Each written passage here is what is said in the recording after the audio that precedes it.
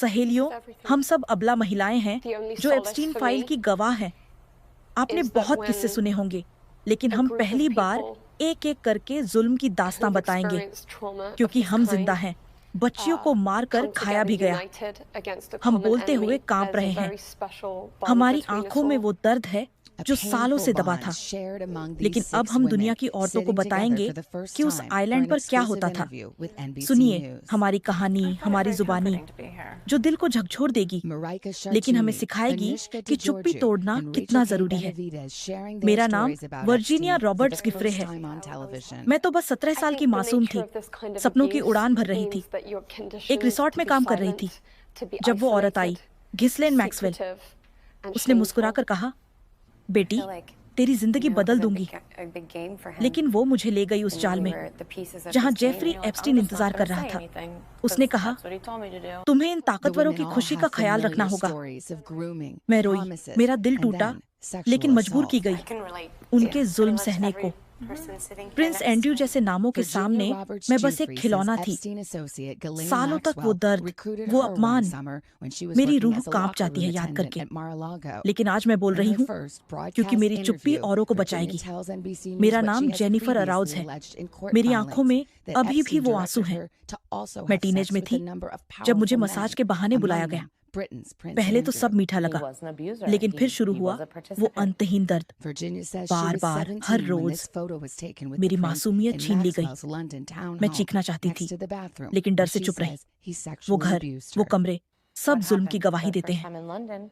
मेरी जिंदगी के पन्ने काले हो गए, लेकिन अब मैं उन पन्नों को जलाकर राख से नई शुरुआत कर रही हूँ। मेरी कहानी तुम्हें सिखाए कि लालच का जाल कितना खतरनाक होता है। मेरा नाम चांटे डेविस है।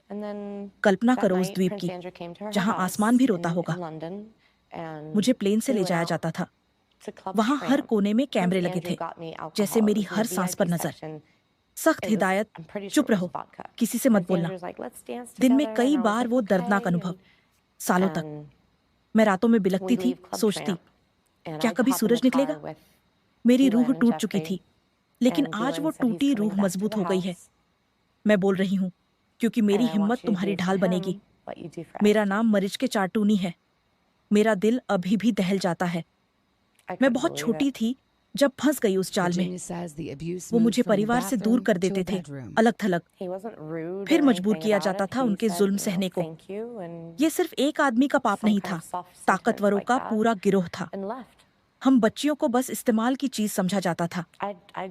मुझे कितना अफसोस है कि इतनी देर लगी बोलने में। मेरी आंखें नम हैं, लेकिन अब मैं चुप नहीं।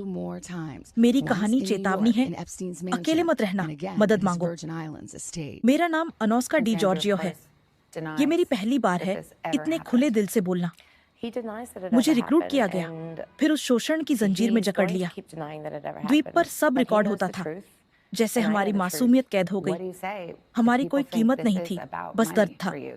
लेकिन आज हम सब साथ हैं, हमारी कहानियां एक हैं। मेरी रूह में वो घाव अभी भी हैं, लेकिन वो घाव अब ताकत बन गए हैं। मैं बोल रही हूँ क्योंकि हमारी एकता जुल्म को हरा सकती है। मेरा नाम राचेल बेनाविडेज है। मेरी आवाज कांप रही है, लेकिन मैं रुकूंगी नहीं। मैं 14-15 साल की थी जब शुरू हुआ वो अंतहीन दर्द। हर रोज, दिन में कई बार मैं सोचती, क्या मैं कभी आजाद हो पाऊंगी?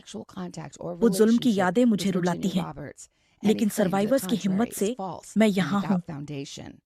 हम बोल रही हैं क्योंकि ये सिस्टम बदलना जरूरी है। मेरी आंसू भरी कहानी तुम्हें जगाएगी। बोलो, क्योंकि चुप्पी जुल्म को बढ़ाती है। सहेलियों, हमारी ये दास्तां में दर्द की है, लेकिन हिम्मत की भी। हम एप्स्टीन के जुल्म की गवाह हैं, लेकिन अब हमारी आवाज दुनिया बदल रही है।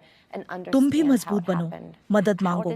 चाइल्ड लाइन 1-0-9-8 या विमेन हेल्पलाइन 181 पर।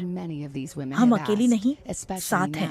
After Epstein's suicide in jail, awaiting trial on child sex trafficking and conspiracy charges. I feel let down, that he was able to commit suicide. Yeah, it was really upsetting. They failed us before. Don't fail us again. Exactly. That's all we're asking. Take us serious. We matter. You matter. You matter and you matter. And For all the girls out there, you all matter too. Yes. A message to other possible victims of Epstein still waiting in the shadows. Jeffrey thought that we were disposable and he threw us all away. And look who's still standing. There's something about seeing the group of women together with those shared stories that is incredibly compelling.